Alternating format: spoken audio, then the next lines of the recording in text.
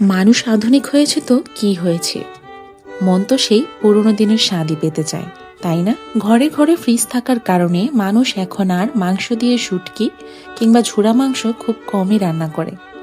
তো আসুন দেখে নেই রোদে শুকানো ছাড়াই কিভাবে এই পুরনো রেসিপিটি বানিয়ে নিলাম। অল্প তেল মশলা মাখিয়ে কুকারে বসিয়ে দিয়েছিলাম মাংসটা সিদ্ধ হওয়ার জন্য। 70% সিদ্ধ হয়ে গেলে একদম যখন পানি শুকিয়ে গেছে তখন মাংসগুলো কড়াইতে দিয়ে ভাজা ভাজা করে নিলাম, যতক্ষণ না এরকম মুচমুচে টাইপ হলো।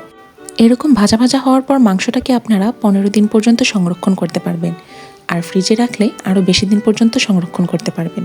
তারপর মাংসগুলোকে আমি একটা একটা করে থেতলে নিয়ে এরকম করে নিয়েছি। অতঃপর মাংস ভাজার যে তেলটুকু রয়েছে সেই তেলে অনেকগুলো পেঁয়াজ দিয়ে দিতে হবে। এই ঝুরা মাংসটা একটু বেশি পেঁয়াজ দিয়ে করলেই স্বাদটা বেশি হয়। পেঁয়াজ দেবার পর দিয়ে দিলাম গরম মশলা, দিয়ে দিলাম টমেটো কুচি, আদা রসুন দিয়ে একটু ভেজে যেন মশলাটা পুড়ে না যায় তার মধ্যে পানি দিয়ে হলুদ, মরিচ, ধনিয়া, জিরা এবং গরম মশলা গুঁড়ো দিয়ে ভালো করে কষিয়ে নেড়ে চেড়ে তার মধ্যে লবণ দিয়ে থেতলে রাখা মাংসগুলো দিয়ে ভালো করে কষিয়ে নিলাম। যেহেতু এটা 70% রান্না করা, তাই এটাকে বেশিক্ষণ কষাতে হবে না।